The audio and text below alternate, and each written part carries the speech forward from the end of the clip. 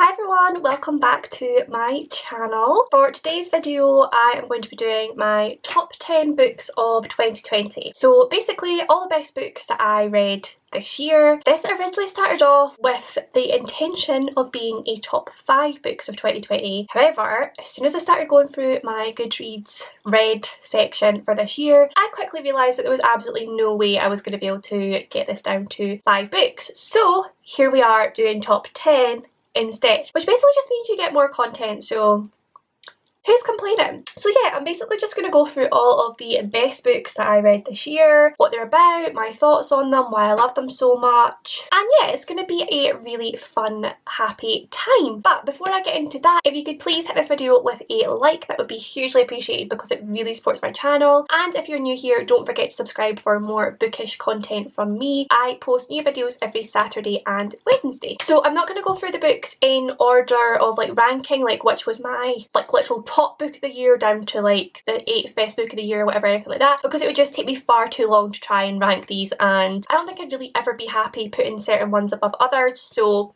we're not doing that. What I'm going to do instead is just go through them in order of when I read them. So I'll start at the beginning of the year and go through the best books throughout the year up until now. So the first best book of 2020 would be Heartstopper by Alice Oseman, and it's kind of impossible at this point to not know about these graphic novels, but oh my god, I can't even explain my love for these novels. If you don't know, which is kind of impossible not to at this point if you watch a lot of booktube or if you're involved in the book world at all, basically these graphic novels follow the lives of Charlie and Nick. Charlie is a young boy at school who I believe is openly gay from the start, and he makes friends with Nick, who is sort of like captain of the football team, like really cool, popular dude. Obviously Charlie starts to develop feelings for Nick pretty quickly. He's a very good looking guy and he's also lovely, but Charlie doesn't believe that he stands a chance at all because as far as he is aware, Nick is straight and has absolutely no interest in dating boys at all. Little does he know, and little does Nick know at the beginning, that possibly there is room in his heart for some other feelings. So this, I just think the way that Alice Oseman treats the whole story is just perfect. We've got someone dealing with being openly gay at high school, we've got someone going through sort of confusion with their sexuality and learning who they are and what that means for them and what that means for like their how people will see them and things like that. So it's kind of following both sides of like sexuality within high school, which I think is really good, and I think she treats both sides really well. But aside from that, the relationship between these two is just the most adorable thing you will ever read. Like honestly, I've never read anything cuter, and on top of that, the artwork in this is just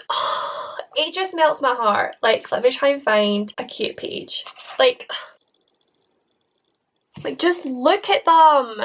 It's just so cute, and as soon as I started reading this from the start, I was just like, oh, my heart was having palpitations. I wanted to cry, both out of happiness and cuteness, and it's just adorable and I loved it. And I quickly raced through the other 2 graphic novels that have already been published within like a day probably, let's be honest. They do not take long to read at all, but they just really warm your heart. And the 4th one I believe is coming out next year in 2021, and I cannot even explain to you how excited I am to read that graphic novel. Like, I need it in my life. So my second favourite book of 2020 will probably come as no surprise to a lot of people because I've talked about this book quite a lot, but that is The Night Circus by Erin Morgenstern. I don't know why it took me so long to get around to this book. I had been planning to read this for years, but I finally eventually got around to reading it at the beginning of this year, I think in February, March time, and from the first chapter, to be honest, from the first page, I fell in love with this book. Basically, this book follows a mysterious travelling circus in 1886, which arrives without warning. It just appears in different places without the country, and it opens at nightfall and closes at dawn. So no one knows when it's going to turn up, where it's going to turn up. It turns up and it is magical. And obviously that is not the whole story. This Night Circus is the setting for a magical duel of sorts between 2 apprentices. We have Celia, who is the enchanter's daughter, and Marco, the sorcerer's apprentice. And they are put into this competition of sorts by their like father figure or master or whatever, and basically find themselves locked in a deadly contest, forced to test the very limits of the imagination transformation and of their love, because obviously a romance proceeds between these two characters. And this book, it is actually a lot darker than I expected it to be. When I first started reading it, I thought it was going to be fairly fluffy. It is quite dark, but it is beautiful. It is the most magical book I have ever read, both in its plot and also the writing itself. Like, the writing is so lyrical and beautiful and magical in itself. I've used that word so many times now, but that is basically the only way to describe this book. It is magical, and the writing adds to that magical atmosphere, and I just love this book with my whole heart. I also love this edition with my whole heart. Can we just take a minute? It's beautiful, and we all know I love a sprayed edge. Some people say it's tacky, I bloody love them. So yeah, like I said, as soon as I started reading this book, it immediately became one of my favourite books of all time, and I know for a fact that I will reread this many times throughout my lifetime. The next best book of 2020 would be The Poet X by Elizabeth Acevedo. I have a reading vlog for this, I believe, and I've also mentioned it multiple times before, but it was my first Elizabeth Acevedo novel. I'd heard about her everywhere, how incredible her writing was, and I needed to pick it up, and as soon as I picked this up, I knew she was going to be a new favourite author. I absolutely adore her writing. It is written in verse, so it is extremely quick to get through, but as I have said before, the fact that it's written in verse means that every word means so much more. She needs to get so much meaning into each word, and you lose no context, you lose no emotion, you lose nothing from having less words. If anything, you have more. So this basically follows a young woman called Ziomara. I'm not entirely sure how to pronounce that, so I do apologise if I am butchering it, but she is a young woman who lives in the Harlem neighbourhood who feels silenced in many ways for her life, both through her gender, her race, her class, everything like that. She feels silenced and she feels like she doesn't have a voice. And then she gets into slam poetry, which makes it even better that this is written in verse, because obviously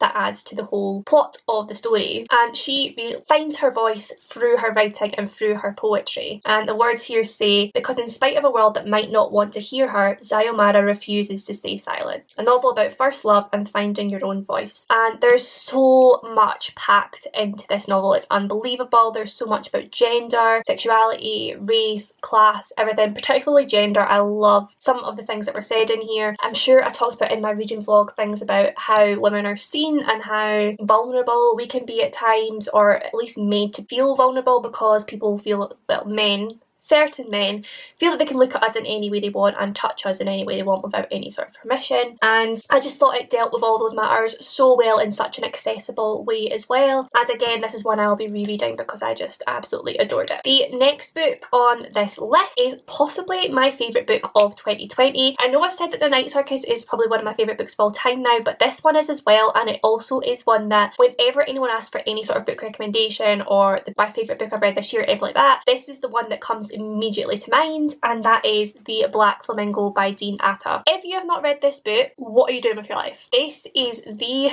most incredible book I think I've ever read. It is 100% one of my favourite novels ever. It is just so beautiful, and as Mallory Blackman says at the bottom, I loved every word. Every word. You hang on to everything in this. So this basically follows a young boy named Michael, who is a young boy coming to terms with his identity as a mixed race gay teen. So of course, again, there's a lot about gender, sexuality and race in this. If you can't tell, those are some of my favourite things to read about. I love when people really look into important social issues but do it in an accessible and beautiful way, and that is exactly what this does. It is incredible, and Michael basically comes to terms with all these things while getting into the drag world while he is at college, and it's kind of like a coming of age tale but with so much more to it. It is just incredibly beautiful. It had made me cry multiple times. It is just so beautiful, and I think I need to read the first little bit because this is one of those ones from the outset, from the first few words, I was hooked and I knew it was going to be a new love of mine. I am the Black Flamingo. The Black Flamingo is me trying to find myself. This book is a fairy tale in which I am the prince and the princess. I am the king and the queen. I am my own wicked witch and fairy godmother. This book is a fairy tale in which I'm cursed and blessed by others,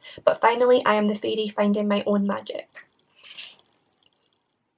Like, how beautiful is that? Like, instantly that just grabs me, and as you can probably tell from that, it is a book about finding the strength within yourself, finding love for yourself, and yeah, self-love, self-awareness, and realising that you don't necessarily need other people to accept you to be who you are. That can all come from within. Obviously, that is easier said than done, but it is, yeah, I'm going to say it again, it's just a beautiful novel, and if you have not read it, you need to. My next favourite book of 2020 will again probably come as no surprise to anyone because I have talked about it so many times, I've had reading vlogs about it, everything, and that is Scythe by Neil Shusterman. This series quickly became one of my favourite series of all time. If you remember, if you were following me back then, I had gotten out of the habit of reading fantasy at all, particularly dystopian fantasy, which is my favourite genre. I'd not read anything like that for a long time, especially from English literature at uni. You read a lot of classics, you read some contemporaries. Dystopian fantasy and young adult dystopian fantasy was not something that I read, and I completely got out of the habit of reading it, and it was my friends, multiple of whom, told me I needed to read these, and it was actually Rachel from Rachel Kerris?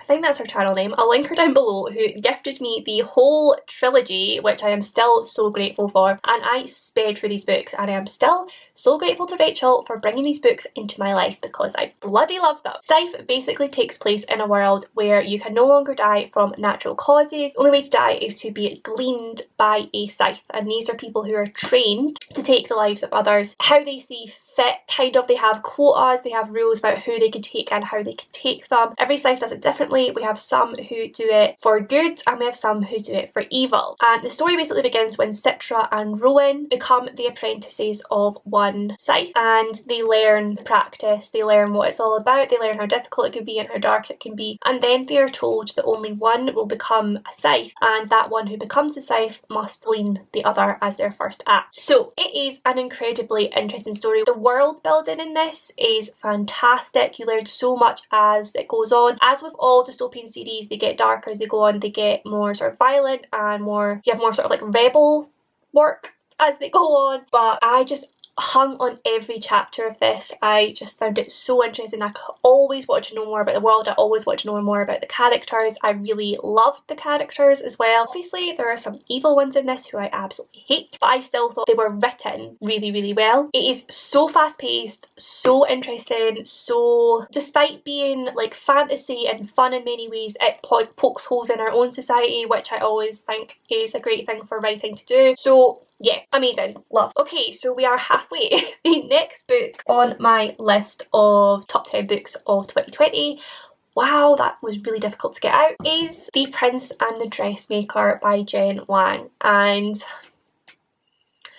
honestly, I'm just sitting here like pouring love out to all these books because they're all amazing. But I read this book in one sitting. It is a graphic novel, so it is incredibly easy to get through very quickly. I adored this. So basically The Prince and the Dressmaker follows a young prince named Sebastian and his dressmaker Francis, and Sebastian is expected in many ways to be the man that he is and continue his father's footsteps, become king, all of that jazz, but no one knows that at night he likes to step out as Lady Crystalia in beautiful creations of dresses and wigs and makeup and everything that Francis creates for him. And of course the drama begins when Francis realises that she is never going to be able to get credit for all of these amazing creations that she is creating, because Prince Sebastian can never be found to be the one that is stepping out as Lady Crystalia. So she has to choose between what could be an illustrious career and her best friend. And this book is beautiful. The artwork itself is beautiful as always. The writing is incredible. There's so much in here about friendship, about identity, about acceptance. It's just beautiful, and again it's such an accessible thing. Why can I not find words today? And yeah, if you have not read this, you need to read it. It is just beautiful, and the ending is one of my favourite endings of any book ever. It just made me so happy, and whenever I think about it I can't help but get a massive grin on my face because it was just, oh, it's just so perfect. So yeah, the next book on this list again will come as no surprise to many people. That is The Poppy War by R.F. Kong. Again, I have spoken about this book many times on my channel. I think I had a reading vlog in which I read this.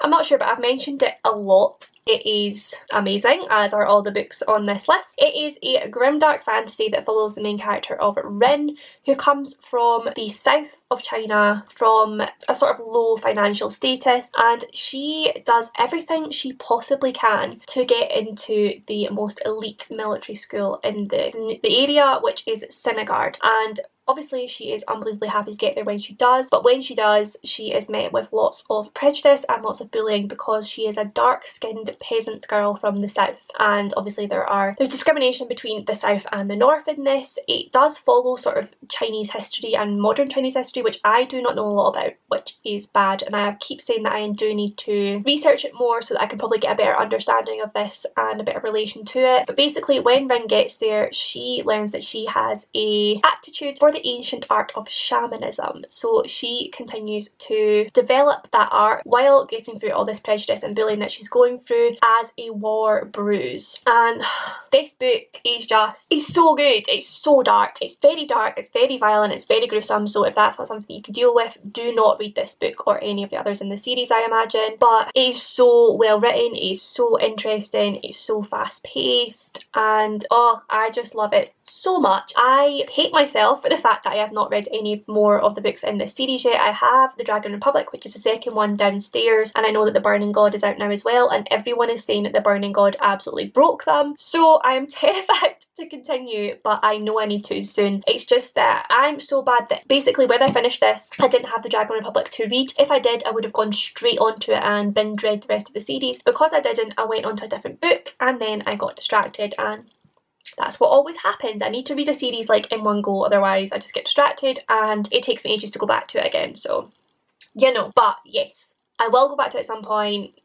5 out of 5 stars, amazing. Again, as you can probably tell, Scythe got me back into fantasy, although these are very different types of fantasy. This is very adult, that is very young adult, and this is very dark, but loving my fantasy life again. The next book on my list is The Midnight Library by Matt Haig. This is a book that I actually read, I got a copy of from NetGalley, but I did not read it until after the book had come out, and my review was therefore very late. But I do have a whole review video on my channel. It's actually one of the best, like the most popular videos on my channel, which I did not expect at all, but I will link that again for anyone who is interested. I'll therefore not say too much about this book, because if you are interested you can go and watch that video. Basically, The Midnight Library follows a young woman named Nora Seed, who at the beginning of the novel is living a very sad, isolated, miserable, depressed life, and therefore she makes a decision to commit suicide. However, when she does, she is transported to the Midnight Library, where she finds her old librarian from school, who is going to be her guide, in which she will be allowed to pull out different books from the library that show different paths that her life could have taken, and she'll therefore be transported into those lives, be able to live them for a while. She'll only be brought back if she realises that this is not the life she wants to lead. She is not happy. So technically she could find one that she absolutely adores and stay in it forever. Some of them she stays in for a while, some of them she stays in for a matter of minutes before she realises it's not for her. But she tries out all these different paths, all these different parallel lives, to find out what it is that's going to make her happy and what she really wants her life to be. And it is just a beautiful, beautiful book. I love Matt Haig's writing. I have read this and I've also read How to Stop Time, and my lovely friend Spoops actually just gifted me The Humans as well, which I'm going to read soon, and I know I'm going to love it as well because I just love his writing. I love the themes that he covers, I love his style of writing, I just love him. So yeah, I'm not going to say too much more about that one. Like I said, you can go watch the video if you want to know more, but yeah, beautiful book. The next book on my 10 best books of 2020 is Get a Life, Chloe Brown by Talia Hibbert. And this one I read on my Kindle, that's why I don't have it in physical form, but I do plan to get it in physical form because I want to own it because I loved it so much. But for anyone who doesn't know, Get a Life, Chloe Brown is the first book in a series of the Brown sisters. So you've got Get a Life, Chloe Brown, Take a Hint, Danny Brown, and then next year I believe Act Your Age, Eve Brown is coming out. And Get a Life, Chloe Brown is obviously about Chloe Brown, who is a young black woman who is chronically ill, deals with chronic pain nearly every single day of her life, and because of that she lives quite a sheltered life, quite an organised life, and hasn't done the things that she probably should do to make her happy. And after a near-death experience, she realises this and makes a list of the things she wants to do in order to get a life. She also meets Red, who is my sweetheart, I love him so much, who is the caretaker at the apartment that she moves to as her first act of getting a life. And their relationship is a enemies to lovers kind of relationship, and It is just so well done. I hung on every page of this book. It is laugh out loud funny, it is cry sad sometimes, and it is steamy as well. But yeah, I just loved everything in this. I loved the representation of chronic pain being something that I deal with myself, so it was nice to read that and feel some sort of relation to that and feel sort of represented within a novel, because it's not something that I've really read much about myself. I loved the racial representation, gender representation, mental health representation. There's so much in this and it is amazing, but at the forefront it is just such a fun, steamy, romantic, fluffy novel, and if you want to be cheered up, if you want to get out of a reading slump, read that book because I just love it. The final book on my top 10 books of 2020 is a good one. I have I Wish You All the Best by Mason Deaver, and honestly, even looking at the cover, reading the title makes me want to cry because this book is so emotional. It is but so beautiful. Honestly, I can't even describe how beautiful this book is. It's basically about a young person named Ben DeBacker who comes out as non-binary to their parents, and their parents throw them out. Because of it, they don't understand, they don't even want to try to understand, and they are thrown out on the street without any shoes, might I add, and just told, no, you cannot be a part of our family anymore. So they then go to live with their sister, who they have not spoken to in many years because their parents had trouble with her as well, apparently. They also struggle with an anxiety disorder because of everything that they've been through, which they then go to see a therapist about to try and get through. And then they meet Nathan at high school, and Nathan is a boisterous, fun, confident character, but also a lovely one who really allows Ben to come into their self and to find their identity in the world. And this book, honestly, like I said, it is incredibly emotional, as you can probably tell from the content, but it is beautiful and it's such an important one to read as well. It is the first book that I've read myself, which is maybe quite bad, from a non-binary person's perspective, and I think that was something that was very important for me to read, to try and understand more about that, how that feels, and the sort of thoughts that go through someone's head. And it is own voices, it is written by someone who is non-binary themselves, Mason Deaver, which means that you can learn a lot from this novel. It holds nothing back, it puts everything at the forefront, it is brave, it is honest and beautiful, and I would recommend this book to absolutely anyone. It's such an important read.